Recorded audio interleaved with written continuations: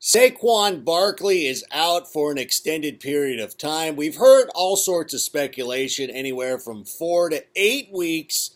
I'm going to be a little bit more on the conservative side, say that he comes back somewhere around week 11. And is there really a reason to rush him back into the fold? Although Danny Dimes was out there dealing. And before we get into who you should pick up for Saquon Barkley, let's talk a little bit about Danny Dimes, who was out there doing some pretty wonderful things. Now, obviously, a lot of people were skeptical when the Giants drafted him with the 6th overall selection, but during preseason, he went out and played pretty well, and now he was out there dealing again against the Tampa Bay Buccaneers. Although, I guess it's fair to point out, last season, when Mitch Trubisky went out there and threw 6 touchdowns against the Tampa Bay Buccaneers, everybody was like, oh, that defense is awful. And now, when Daniel Jones does it, suddenly this is the next great New York Giants quarterback. Like, okay, is that the way it goes? It's kind of like when you're like in fraternity rush, and that first week when everybody's kissing your ass, you're like, oh, this is amazing. This is great. And then you're a pledge 3 weeks later, and you're cleaning the toilets, and you're like, what did I sign up for? Everybody was so nice to me, getting me beers, introducing me to women, and now all of a sudden, I'm sitting here doing grunt work. But that's what happens a lot of times with rookie quarterbacks. But the only good news here is that Daniel Jones is going to be going up against the Washington Redskins, who've allowed every quarterback they face this season, all 3 of them, to have at least 3 touchdown passes. As a matter of fact, I think that all 3 of them have had 3, including Mitch Trubisky, who dropped a dime. But we're not here to talk about Mitch. We're here to talk about your waiver wire situation. Now, anytime you're looking at the waiver wire, I say, it's always important to go out and do your due diligence. Make sure that somebody wasn't rage dropped last week. Somebody gave up on somebody too early. Perhaps maybe somebody dropped Sterling Shepard. Probably not.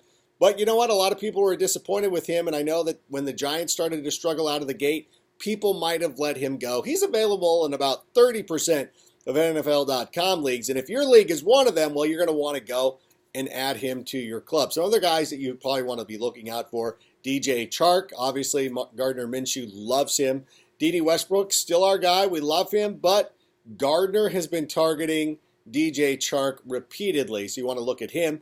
Mecole Hardman, Damian Robinson, of course, anybody in the Kansas City Chiefs offense is somebody that you're going to want to go ahead and add. Nelson Agholor, I'm sure you've already seen it already. The guy who took time away from saving children to actually make fun of Nelson Agholor. Like, that's the thing. Like, he's like, hey, I'm going to be out here saving. Oh, yeah, he's out here saving kids. Make sure not to drop them. Unlike Agholor. Like, that's a pretty baller move. I got to say that when you save children, that you have a certain level of confidence that you can just exude, I guess, so to speak. So props to that man. Of course, Nelson Agholor did invite him to a Philadelphia Eagles game for his bravery. That was pretty cool. Like, babies are not getting dropped in Philadelphia. Passes? Maybe, but not babies. Golden Tate, by the way, is close to returning for the New York Giants. That is somebody you want to make sure is not on your waiver wire right now. You'll have to be a week early on that, but somebody definitely worth picking up, especially if Daniel Jones is going to play as well as he did, and especially if they're not going to be able to run the ball as effectively as they did with Saquon Barkley. Another running back I would look for, Ronald Jones. Last week, 14 carries, 80 rushing yards. We talked about it a little bit on Fantasy Live.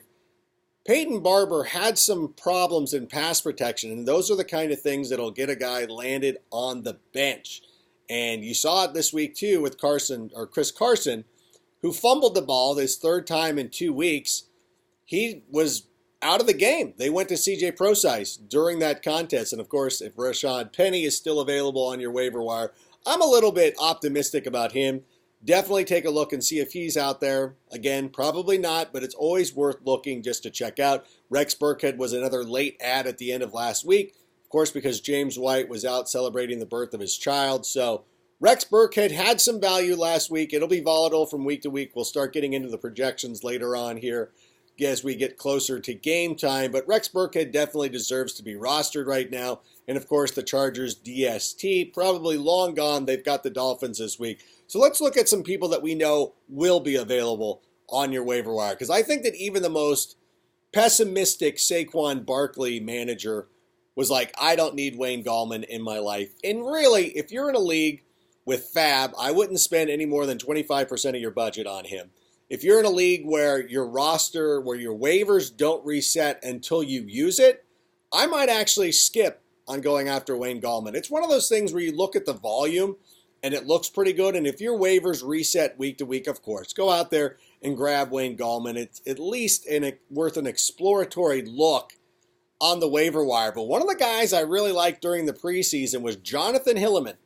He is a deep sleeper, somebody who was cut by the team. He was on the practice squad. It'll be interesting to see what the Giants do with this situation, because there could be some coaches who believe that Hilliman is the better long-term project. The only thing is that in the short term, and for an instance like what happened on Sunday afternoon when Saquon Barkley was injured, you want a veteran who knows the offense, who can practice during the week, that you can count on to go in there and play his role. They know that Wayne Gallman is not a superstar, but they think enough of Hilliman to at least stash him on the practice squad.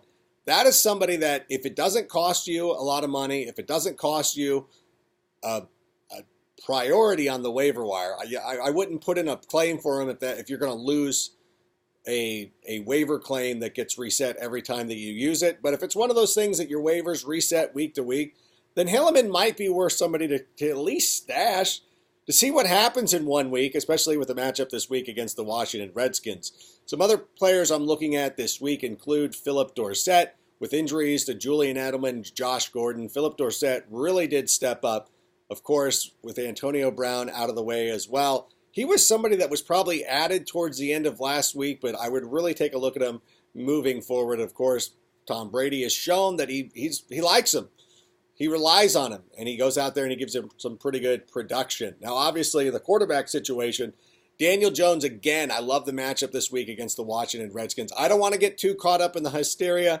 I know he's got some tough matchups looming, but at least for one more week, Danny Dimes is the guy to play, and I can't believe I'm going to say this. I know that I shouldn't, but Matthew Stafford has a good matchup.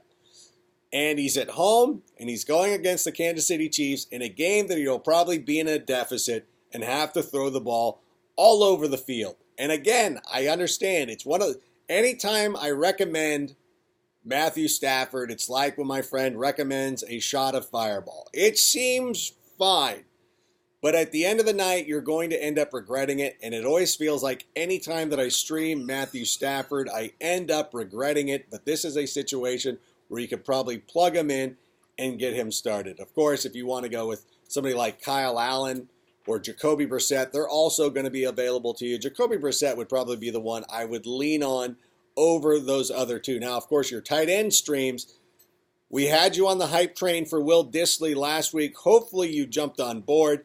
Russell Wilson really has a lot of trust in him. And of course, this week he is going up against the Arizona Cardinals. The Cardinals giving up a touchdown to a tight end is as inevitable as one of the Phoenix locals telling you, hey, at least it's a dry heat while you're sitting there melting on Mill Avenue in Tempe. So, love Will Dissly this week. Chris Herndon is getting very close to coming off his suspension as well. That was my plan. In a lot of places where I missed out on Travis Kelce, my plan was I'm going to draft Jordan Reed. I will have him for a couple of weeks, and I will bring in Chris Herndon. Of course, Jordan Reed has not played a minute of NFL football this season. He's played as much as Chris Herndon, but if you've been able to kind of scuffle along week to week, make sure that Chris Herndon is there ready to go. I know it's going to be a little tough sledding until Sam Darnold returns, and of course Adam Gase is expecting him sometime around week 5. So Chris Herndon can be a very valuable option for you, and of course your defensive streams. Chargers, I know, probably already gone, but your Colts and your Falcons are pretty good streams this week. Did want to give a shout out to Michael Reyes, who has been a loyal viewer, listener, hanging out on the podcast and on the live streams and all that stuff. So good luck to you on the waiver wire. This week, the Adam Rank podcast, again, will drop on Thursday morning. Look forward to chatting with you then and getting you set up for week 4. Take it easy.